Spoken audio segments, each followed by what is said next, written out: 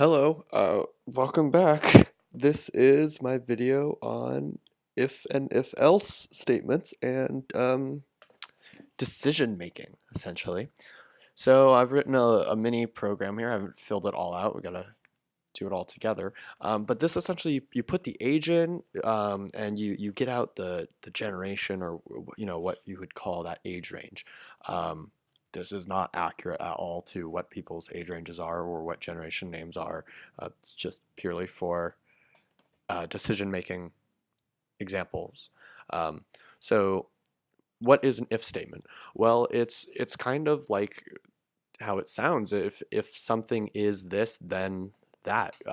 If it meets a condition, then we do that. If it doesn't, we do something else.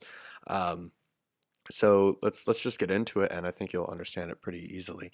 So this is the if statement, and it has this part here that evaluates something, and then the inside is what happens if it's true, and then after it's done, it comes to the outside, and it keeps going down. So right here we're evaluating if the age is greater than 18. And actually I want to write that backwards. If the age is less than 18. So if the age is less than 18, we're going to make generation equal to millennial. Probably spelled wrong, but that's okay. So if somebody's under 18 years old, we're going to call them a millennial. And at the bottom here, we have this printout, and it says your generation is whatever. So let's make this. Actually, we'll keep it as 30, and we'll run it, and it should say your generation is null. And so we started this as null because we don't know really what we want to fill it in as right now. But what we can see here clearly is that this didn't happen. And that's because age is 30. And if we write this out here, this does not evaluate to true. 30 is way bigger than 18. Conversely, if we switch this to 17 and run it, which is one under 18, it will be true, and your generation is millennial. At this point, it's not, if-elses aren't really that useful, but what's cool is we can use this, or I'm sorry, ifs aren't that useful, but with an else, we have a second option. So if this is untrue, or sorry, if this is true, we'll do this one. Ooh, we'll do this. If it's untrue, generation will equal gen x.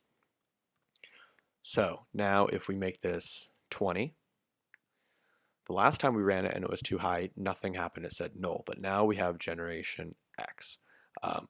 So what's great is this is the decision-making part. It evaluates if this is true or not, and then it does something or something else, two different actions. When this is evaluated as true, it will only do in here and it will not do this, and vice versa. When it's false, it will not do this part and it will only do this part. And we can start really building this out. So else if, which is essentially another if statement inside of that if statement. So else if age is less than 35 now, you're going to be gen x. Else if age is less than 45, your generation equals gen y. So hopefully you can start to see how this is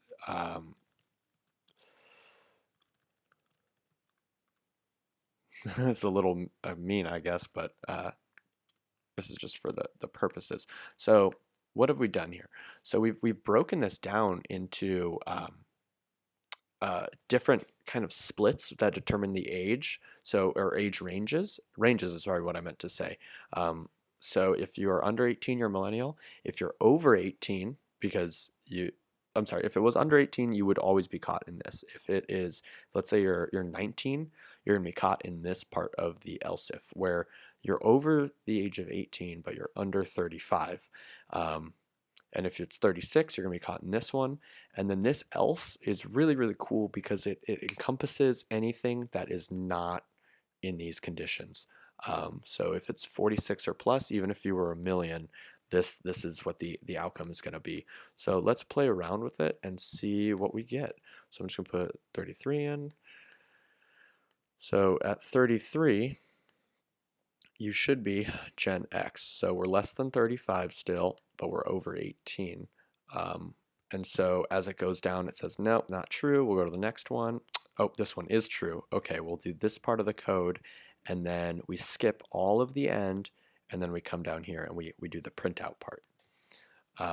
Yeah, so that's the really powerful part about if-else. It's what takes your linear code and allows it to have decisions and to do certain things in one scenario and a bunch of different things in another. I hope you found this was helpful. If you guys have any questions, please feel free to step out and contact me. Thanks.